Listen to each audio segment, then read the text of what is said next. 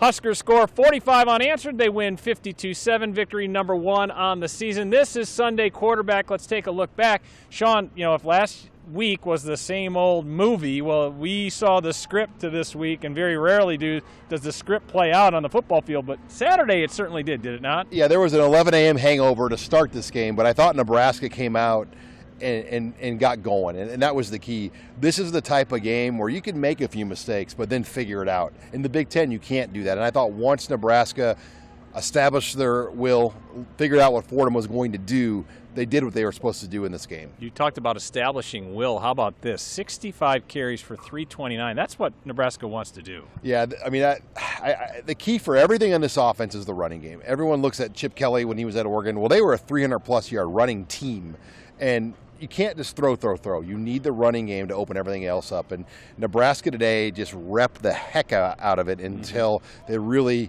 tired down Fordham and got it going. And there weren't a lot of big home runs, but just a lot of solid singles. No question, a Wade Boggs type of day.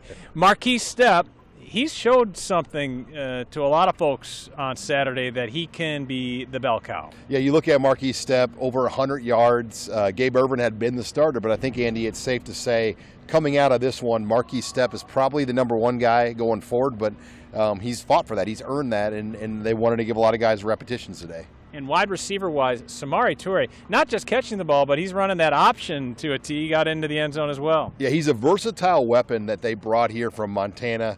And he was able to run the ball, as you saw, catch the ball.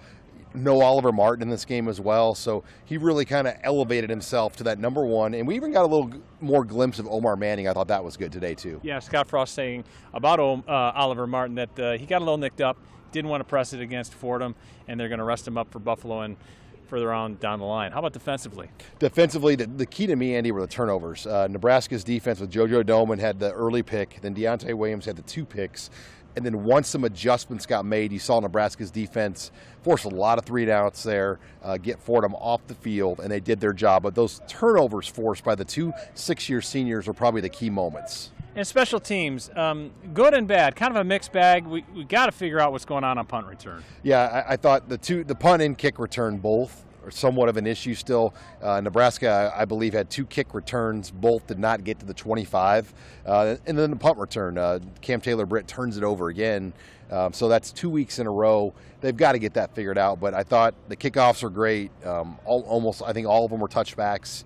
The coverage was solid. So there was a lot of positives there. But, yeah, they've got to get the punt return figured out. And they blocked the kick, which was huge. And the block kick, yeah, and that was another 6-year senior, Markel Smuke, with the block field goal. And moving forward, looking ahead, we got Buffalo next weekend before they hit the road with back-to-back roadies. How much will this help moving forward? I just think the repetition that was gained today is going to be what helps. Buffalo looked really good in their opening win against Wagner, granted an FCS opponent as well. But they're a good team. They played for the MAC championship a year ago. They lost their coaching staff, but they're still good players there. So Nebraska needed a game like this to kind of solve some of their problems, get the confidence, get the repetition, and now they got to do it again. Stack 2 in a row, which we just haven't seen very often from Nebraska. Yeah, the Huskers trying to get back over the 500 mark for the first time in 2 years. We'll see if they can do so next Saturday when they host Buffalo.